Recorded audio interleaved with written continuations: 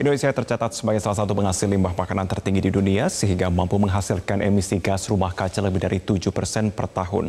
Mampukah Indonesia mengurangi efek gas rumah kaca dan mewujudkan Indonesia Zero Emissions? Kami berikan informasinya.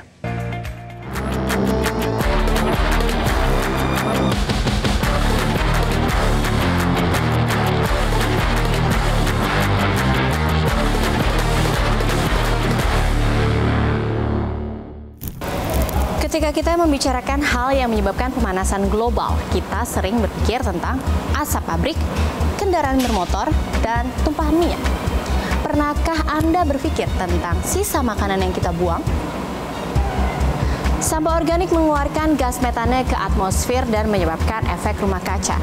Di Indonesia, sampah sisa makanan mampu menghasilkan emisi gas rumah kaca atau GRK sebesar 1.702,9 megaton atau sekitar 7,29 rata-rata emisi GRK Indonesia per tahun. Mengutip hasil kajian Kementerian PPN Bappenas bersama dengan sejumlah lembaga, Indonesia membuang sampah makanan sebanyak 23 hingga 48 juta ton per tahun pada periode 2000 hingga 2019. Kerugian ekonominya pun tidak tanggung-tanggung, yakni sebesar 213 hingga 551 triliun per tahun atau setara dengan 4 hingga 5% produk domestik bruto Indonesia per tahun. Fakta ini menjadikan Indonesia sebagai penghasil limbah makanan tertinggi kedua di dunia.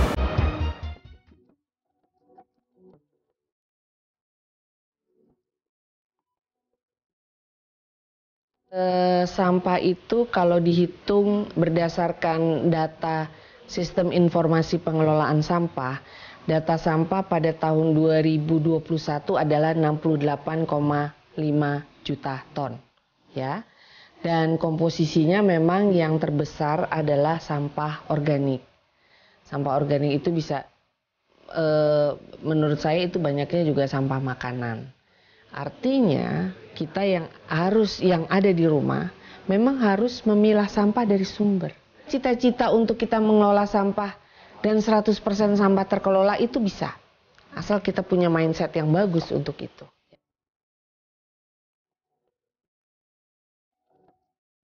Memang kalau dibilang bahwa kita punya kontribusi besar terhadap sampah makanan masuk akal juga. Karena penduduk Indonesia itu kan juga luar biasa, itu satu. Tapi kedua, itu juga mungkin habit atau kebiasaan. Kita tidak menghabiskan makanan ketika kita makan, ya. Itu hal yang bisa terjadi juga. Kalau ditanya efek terbesar, memang ketika kita tidak punya pengelolaan sampah yang baik, tentu saja lingkungannya yang akan menjadi tercemar. Ketika kita bicara sampah dan TPA, tempat pemrosesan akhir, dan TPA itu tidak dikelola dengan baik misalnya, maka itu akan menimbulkan emisi gas rumah kaca dan menimbulkan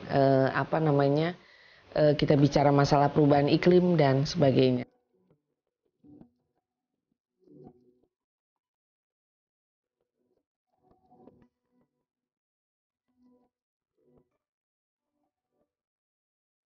Kita punya cita-cita di tahun 2030 tidak akan dibangun TPA baru. Nah, 2030 sampai 2040 kita akan melakukan landfill mining, yaitu artinya kita mau menambang TPA-nya dan sampahnya dipakai untuk sebagai bahan baku yang lain. Kalau kita bisa mengkompos sisa makanan tadi dari rumah atau sisa sayur dan sebagainya, kita jadikan sesuatu misalnya, itu akan mengurangi pembuangan sampah ke TPA 10 juta ton satu tahun. Menurut sejumlah penelitian, tinggi kerucut timbunan sampah makanan secara tahunan di DKI Jakarta bisa mencapai 514 meter. Jumlah ini bahkan jauh lebih tinggi dibandingkan gedung tertinggi di Indonesia saat ini.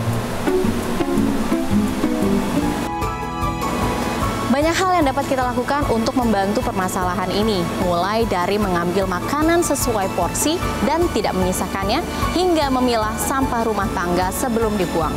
Hal ini kita lakukan demi Indonesia yang lebih baik. Dari Jakarta, Niken Riwu, Fani Maulana, MGN.